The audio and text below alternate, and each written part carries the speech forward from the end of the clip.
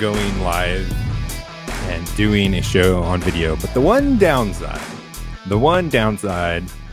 is that you always have to make sure you're not wearing the same shirt in like the same week. Got to keep switching it up, keeping it fresh.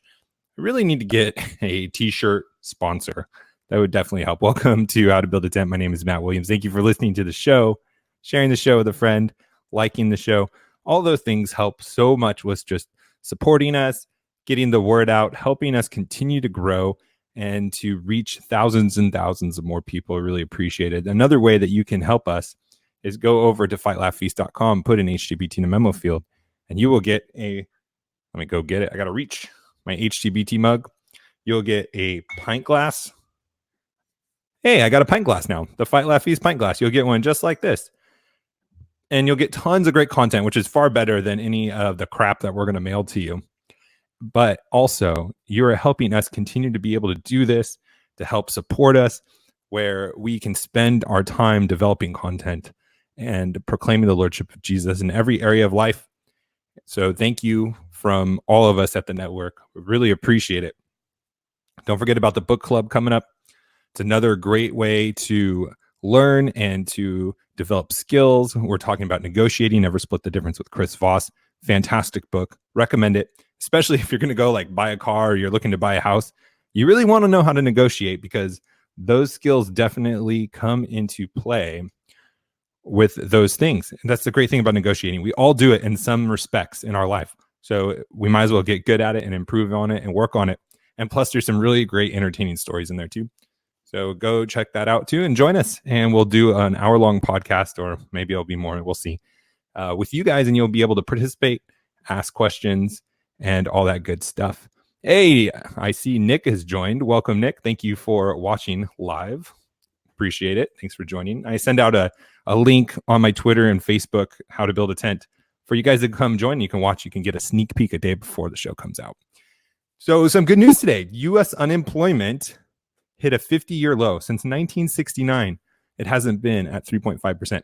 But what's more important is the complementary data of the labor force participation rate held at 63.2%.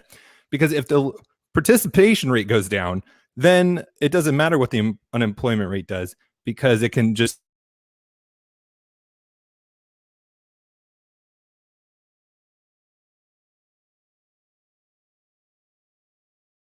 Obama. So it was really good to see that we're dropping our unemployment rate, but the labor participation rate stayed the same. I saw another article which was absolutely fantastic. Or it was fantastic news because I'm a big fan of the Chick-fil-A. Chick-fil-A makes more money per restaurant than McDonald's, Starbucks, and Subway. Not individually, but combined. Chick-fil-A makes more per restaurant than McDonald's, Starbucks, and Subway combined. And I believe McDonald's is number one, the largest. Then it's Chick-fil-A, then it's Starbucks, and then it's Subway. So it's not like just some random fast food places, right? These are the top food chains. And yet Chick-fil-A makes more than them all combined. And that's exactly what you want.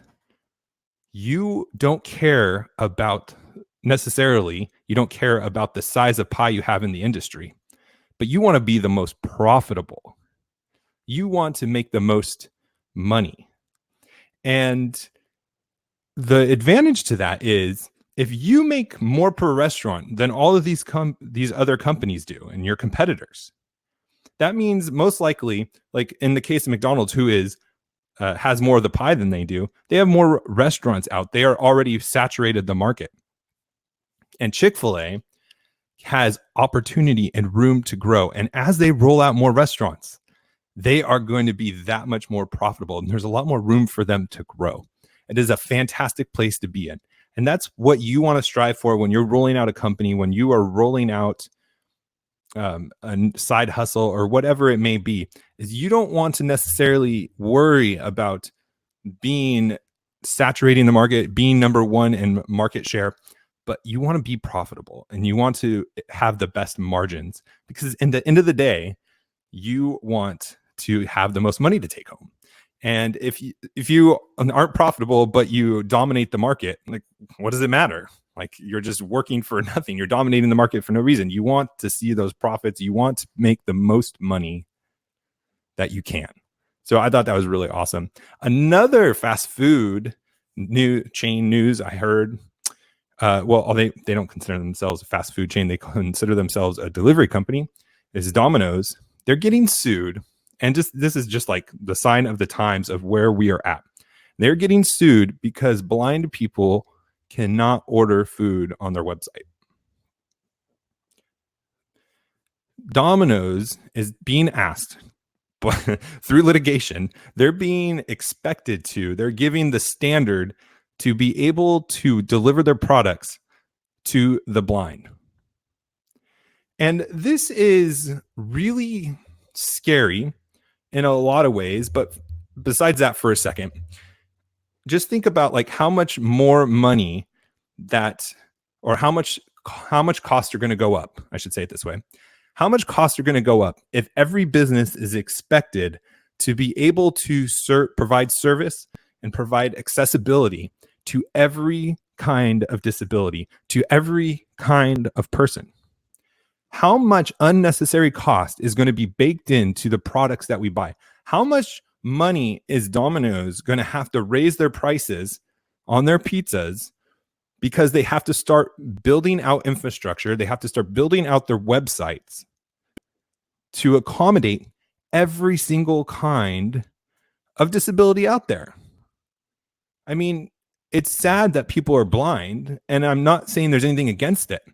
But how did blind people get food before the internet? I mean, there are ways for them to order. They can still call on the phone and order on the phone, I believe. I believe Domino's is still taking orders on the phone.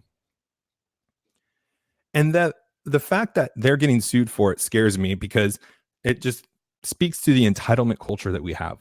But also that the court is even hearing the lawsuit and that the government wants to have a say in these kinds of things. And they do. It's not just the first time they've done this, but that the government wants to tell you how to spend your money, how to run your company, what products to provide, how your products have to serve a certain amount of people. Excuse me, my phone's going off. It's like the number one lesson you learn in podcasting is to make sure your phone's on silent. And it wasn't. I'm sorry. Where was I? And so what we need to strive for, the goal is, yeah, that's right, Nick. Beware of the bi-trans quadriplegic crowd. And they're coming for you. Those two people, they're coming for you for sure. But what we want to strive for is businesses being free to do what they want with their own property, because that is freedom. And that's what we should be striving for. Now, if you have a company that doesn't want to serve the blind, that's going to open up a market for people or for a company that does want to. Or even if it goes to places where it's like a racist who doesn't want to serve food to a white person. Well, that's fine. I don't agree with it. I don't want to associate with it. And I won't do business with them. I won't do business with anyone that I think is a racist. But that opens up opportunity for non-racist people to get into the market and compete, which is a much better solution than raising the cost on everybody to make sure that everybody does things the exact same way, which is what the government is going to come in and do and raise the prices on our pizza, which I think should be the title of the show. We'll see. It's putting more chains on us. And that's one of the things I love about our conversations on Reform Jellicle with AD Robles and myself, which, oh my goodness, I leave that show energized and wanting to do more. It's just such a great place, a great feeling to have when you're finished doing some kind of work project and you just want to keep going. I love it. That's why it's so important to understand the spheres of sovereignty is when you are not taking responsibility where you should, there's going to be other spheres that are going to try to creep in and do it. And the government loves to jump into lanes that are not theirs. And we need to be aware of that. I mean, one of the ways we fight back on that is taking responsibility for ourselves, taking responsibility for our families, and being educated and realizing the dangers of this and not just going along with it. Because there's a lot of slashing that we need to do. And I'm not just talking about the budget. All right. So I wanted to hit this one last thing. And oh, man, I this screenshot is from September 12th. I got this email from a company that was, I just thought it was a fantastic way to get a response from a survey. And I wanted to share it with you, but I've been so packed with shows or been ranting longer than I planned to on a show that I haven't gotten to it. So seriously, more than a month later, I'm finally getting to it. Finally, and I could take it off the checklist of show topics. But the title of this email is, "Can I ask why?" Not, "Will you just take 5 minutes to do the survey?" But it was, "Can I ask why?" And I opened it. Usually, if I see something that I'm just obviously not interested in, or a survey that's going to take up time, I don't have time for that. So I just delete it. But this one got me. "Can I ask why? I'd like to know your why," quote unquote. And it goes on to talk about, it turns out this was a USCCA. I signed up for their lawsuit protection or whatever, where you can pay your membership fee. And then if you ever get into an altercation, that you can call them and they'll send an attorney out. But I thought that was great. And I think it's great. And we need to be really great at getting buy-in and getting people to participate in these surveys, because you want to know your customer as best as possible. And the more you know your customer, the more successful you're going to be, because the more you're going to be able to meet their needs, the more satisfied they're going to be, and the more they are going to share their experiences with other people. It's really hard to get people to share their good experiences. They'll share their bad experiences all day long, but it's rare that they will share their good experiences. So the more that you can create that, the more you can learn and how to address their needs and provide value to them, the more likely they're going to do it. And the more you are going to be able to grow and to grow your profitability, because the less you're going to be able to spend on marketing, because it's really expensive to acquire a customer. It's really cheap for a customer to go on their own to tell somebody to come be a customer. And that's what you want to be striving for. So I thought that was really great, is wanting to find out the why. And that might be a great opportunity for some of you business owners to do the same. Now let's go out, be successful. We'll talk to you tomorrow. God bless.